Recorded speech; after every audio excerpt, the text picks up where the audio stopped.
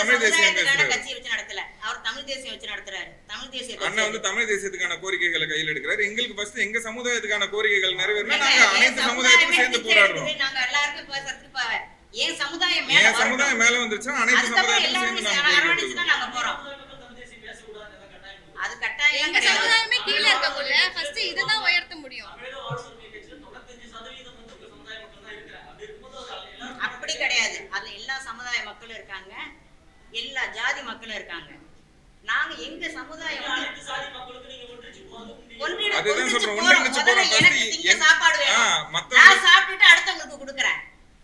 எனக்கே சாப்பிட எங்களோட மக்கள் வந்து 40 ஆண்டுகளா இந்த கட்சி பாட்டாளி மக்கள் கட்சின்னு ஒரு கட்சி இடஒதுக்கீடு போராட்டத்துல உயிர் நீத்தவங்களோட அந்த சபத்துல ஆரம்பிச்ச கட்சி தான் அது. அந்த கட்சி வந்து இன்னைக்கு 35 ஆண்டுகளா அந்த கட்சி ஆரம்பிச்சு என் மக்கள் இன்னும் பின்தங்கிய நிலையில தான் இருக்காங்க.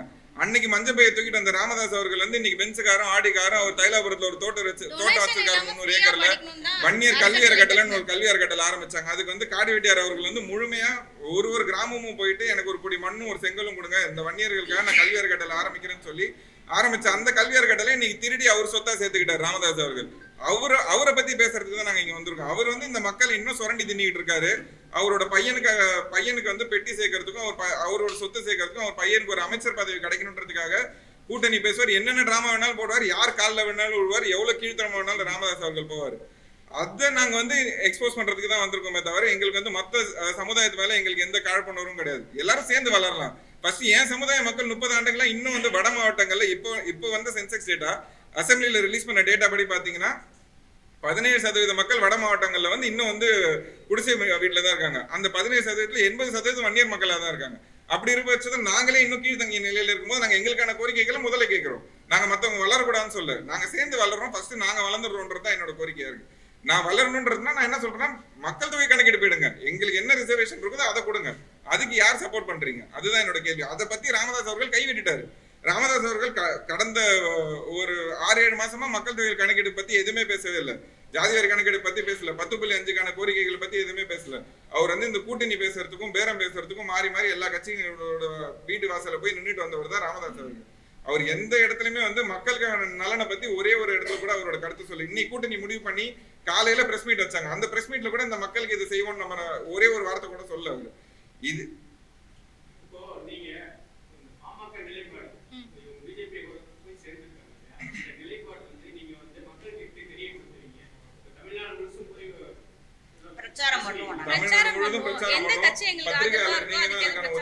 நீங்க தான் இதை கொண்டு போய் சேர்க்கணும் எல்லாருக்கிட்டையுமே. தமிழ்நாடு முழுவதும் நாங்க 21 எலெக்ஷன்லயுமே அதே பிரச்சாரத்தை பண்ணோம். இப்பயுமே வந்து எங்களுக்கு யார் ஆதரவு கொடுக்குறாங்களோ அவங்க மூலியமா எல்லா தமிழகம் முழுவதும் பாமகவை எதிர்த்து நாங்க பிரச்சாரம் பண்ணோம். வன்னியர் தலைவர் எல்லாரும் ஒருங்கிணைச்சு தான் இருக்கும். ராமதாஸ் அவர்களை தவிர மிச்சம் எல்லாருமே ஒருங்கிணைத்து தான் இருக்கும். எல்லாருமே ஒன்னாதான் இருக்கும். அண்ணா அவங்க கூட எல்லாரும் கூட தொடர்புல தான் இருக்கும். எல்லாரும் ஒன்னாதான் இருக்கும். பாமகல இருக்கவங்களே எங்களுக்கு சப்போர்ட் பண்ண என்ன சார் சாரி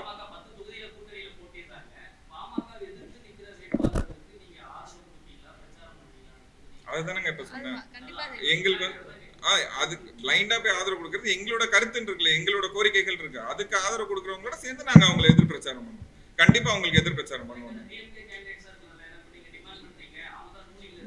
அதுதான் சொல்றேன். அது இதுக்கப்புறம் தானே தெரியும்.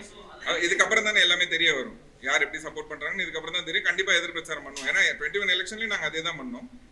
நாங்க கண்டிப்பா எதிர் பிரச்சாரம் பண்ணுவோம். பாமக வீழ்த்தணுன்ற நோக்கம் கிடையாது. அன்புமணி ராமதாஸ் அவர்களையும் அரசியல் அனாதையாக்கி அரசியல்ல இருந்து அவங்க 2 பேரும் அகற்றணும். ஒரு பச்சோந்தி மாதிரி இன்னைக்கு ஒரு கூட்டணி நாளைக்கு ஒரு கூட்டணி 26க்கு நாங்க வந்து இப்ப என்ன கேட்கிறேன், மாற்ற முன்னேற்றம் அன்புமணின்னு பேசினவர் தான் அன்புமணி அவர்கள். நீ 26 எலெக்ஷன்ல நான் தான் சிஎம் கேண்டிடேட்ன்றாரு. இப்ப பிஜேபியில வந்து அண்ணாமலை சிஎம் கேண்டிடேட்டா இல்ல ராமதாஸ் அவர்கள் அன்புமணி ராமதாஸ் அவர்கள் சிஎம் கேண்டிடேட்டா நிப்பாங்க? யார் சிஎம் கேண்டிடேட்டா நிப்பாங்க 26 எலெக்ஷனுக்கு சொல்லுங்க சார். கூட்டணிங்களா அவர் சிஎம் கேண்டிடேட் தானே 2016 சொல்லிட்டு இருக்காரு. இப்ப யார் சிஎம் கேண்டிடேட்டா நிப்பாங்க 2026 எலெக்ஷன்ல? இன்னைக்கு ஒரு சிஎம் கேண்டிடேட்டா நிப்பாரா நிக்க மாட்டாரா? இல்ல என்ன அவரோட கோரிக்கை என்ன இருக்கு? என்ன கோரிக்கை வச்சு இப்ப கூட்டணி போனாரு? இப்ப வந்து பாஜக சின்னத்துல நிப்பாரா இந்த தேர்தல்ல இல்ல மாமல சின்னத்துல நிப்பாரு? எந்த சின்னத்துல நிப்பாரு? என்ன சார் இல்ல அவங்க வந்து நாங்க எங்க சின்னத்துல தான் நிக்கணும்னு சொல்லி அவங்க நடுவில் அறிக்கை விட்டுருக்காங்களா? அப்படி இருக்கும்போது இப்ப இன்னும் ஃபைனலால இவங்க எந்த சின்னத்துல நிப்பாங்க? அதுதான் சொல்றேன். இவர் என்னென்ன அடிப்படையில இவர் இந்த கூட்டணியை வச்சாரு, மக்களுக்கான நலன் என்ன பேசினார் இந்த கூட்டணிக்காக? இவர் வந்து முழுக்க முழுக்க அவரு ராஜ்யசபா சீட் வாங்கணும். நேத்து இரவு வரைக்குமே ஏடிஎம்கேல பேசுறது, பாஜகல பேசுறது, இப்படி மாறி மாறி கீழ்த்தனமா ஒரு கூட்டணி வைக்கிறவர் வந்து நீங்க எப்படி ஒரு தலைவர் ஏத்துக்க முடியும்? அவர் எப்படி எங்க சமுதாயத்துக்கு நாங்க தலைவரை ஏத்துக்க முடியும்? இந்த சமுதாய மக்களுக்காக 40 ஆண்டுகளா காடிவெட்டியார் அவர்கள் போராடினாரு.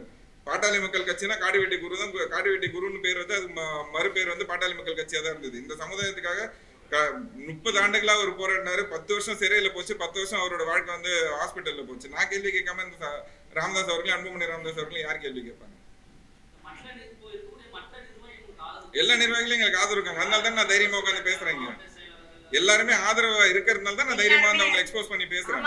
எல்லாருமே மன வருத்தத்துல தான் இருக்காங்க. எல்லாருமே அவ்வளவு அதிருப்தியில இருக்காங்க. இப்ப கிரவுண்ட் ரியாலிட்டில யார் அவங்களுக்கு ஆதரவு கொடுக்குறாங்கன்னு நினைக்கிறீங்க? எல்லாருமே அதிருப்தியில இருக்காங்க. அதான் சொல்றேன், சூழ்நிலை கைதி எல்லாரும் மாட்டி இருக்காங்க. அவங்க மேல வழக்கு இருக்கு, அவ்வளவு பிரச்சனை இருக்கு. அவங்க அவ்வளவு செலவு பண்ணி எலெக்ஷன் கண்டெஸ்ட் பண்ணிருக்காங்க. எல்லாருமே பிளைண்டா வந்துட்டாங்கன்னா நாங்க எப்படி சப்போர்ட் பண்றோம்ன்றது இருக்குல்ல. பேசிட்டு இருக்கோம், அதுக்கான கால நகர்கள் நகர், அதுக்கான சிச்சுவேஷன் ஸ்டெப்ஸ் நடந்துகிட்டு இருக்கு. போக பாப்போம் எப்படி பண்றோம். ஆமா, நீங்க கேள்வி கேளுங்க, கேள்வி கேட்டா பதில் சொல்ல போறாங்க. நீங்க क्वेश्चन ரைஸ் பண்ணுங்க, क्वेश्चन கேளுங்க. இல்ல, பாஜகவோட போனதே கொஞ்சம் கேவலமான செயல் தான் எங்களை பொறுத்தவரையும். ஏன்னா அந்த வன்னியருக்காக அப்பா எவ்வளவோ வந்து உழைச்சிருக்காங்க. அந்த டொனேஷன் இல்லாம ஒரு அறக்கட்டளை, வன்னியர் அறக்கட்டளை கட்டி பசங்க எல்லாம் வந்து ஃப்ரீயா படிக்கணும் அப்படின்னு சொல்லி தான் கட்டினது. இப்போ வந்து 2 லட்சத்துக்கு மேல நீங்க டொனேஷன் வாங்குறீங்க. ஒன்று இந்த 25 குடும்ப தியாகிகளுக்கும் அவங்களுக்கும் நீங்க எதுவுமே பண்ணல, வன்னியருக்காகவும் எதுவும் பண்ணல. அப்பா புள்ள 2 பேருக்காக மட்டும்தான் நீங்க இருக்கிறீங்க, அதுக்காக மட்டும்தான் கட்சி வச்சிருக்கிறீங்க. அதனாலதான் பிஜேபி போயிருக்காங்க. பிஜேபி போனப்ப கூட நீங்க ரிசர்வேஷனுக்காக பேசல, வன்னியர்களுக்காக எதுவும் பேசல. அப்படி இருக்குள்ள அது எப்படி எங்களால ஏத்துக்க முடியும்? வன்னியர் மக்கள் எல்லாருமே வந்து இதனால ரொம்ப டிப்ரெஷன்ல தான் இருக்கிற மாதிரி இருக்குது. எல்லாருமே வந்து சொல்றது, நிறைய பேர் சொல்றாங்க எப்படி உங்க பிஜேபி போகலாம் அப்படின்றத எல்லாருமே கேட்கறாங்க வந்து பாக்குறவங்க எல்லாமே. ஆமா, எங்களோட நிலைப்பாடு இதுதான். என்ன சார்? அதுதான் சார், நான் திரும்ப அதே தான் ரிப்பீட் பண்றேன். எங்களோட கோரிக்கைகள் இருக்கு, எங்க மக்களுக்கான கோரிக்கைகள் இருக்கு. அந்த கோரிக்கைகள் எடுத்தாங்கன்னா கண்டிப்பா ஆதரவு தரும். எடுக்கிறோம்னு சொல்லிட்டாங்கன்னா ஆதரவு தரும், பிரச்சனை இல்லை. யார் எடுத்தாலும் ஆதரவு தரும். விசிக்கு எங்களுக்கான கோரிக்கைகள் ஏத்துக்கணும்னா அவங்களுக்கும் ஆதரவு தரும். எங்களுக்கு வந்து என் மக்களுக்கான உரிமை வேணும், அவ்வளவுதான். சிம்பிளா. இதுக்கு மேல நான் எப்படி சொல்லணும்? திரும்ப அதே கேள்வி கேட்டீங்கன்னா இதுதான் பதில். என்ன சார்? ஏற்கனவே நிறைய கட்சி இருக்கு சார். இருக்க கட்சிகள் வந்து உதவி செய்யணும்.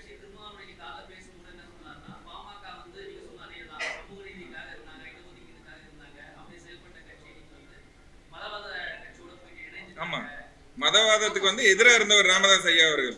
மதவாதத்துக்கு அவரோட அடிப்படை கொள்கையே வந்து மதவாதத்துக்கு எதிராக இருக்கவர் தான். பிஜேபி வந்து முழுக்க மதவாதத்தை திணிக்கிற கட்சி தான். மதவாதத்தை திணிக்கிற கட்சி, இந்திய திணிக்கிற கட்சி. அந்த கட்சி கூட இன்னைக்கு எப்படி கூட்டணி போறாரு? அப்ப அடிப்படை கொள்கையவே எழுந்துட்டு ஒரு ஃபண்டமெண்டல் ஸ்ட்ரக்சரே தகர்த்துட்டு போற ஒரு ராமதாஸ் அப்படின்னா அவர் எந்த அளவுக்கு ஒரு கீழ்த்தரமான அரசியல்வாதியை பார்ப்பீங்க?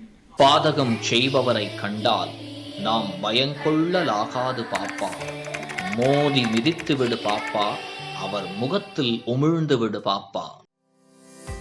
அண்மை செய்திகளை உடனுக்குடன் தெரிந்து கொள்ள இணைந்திருங்கள் இயம்நாடு தொலைக்காட்சியுடன்.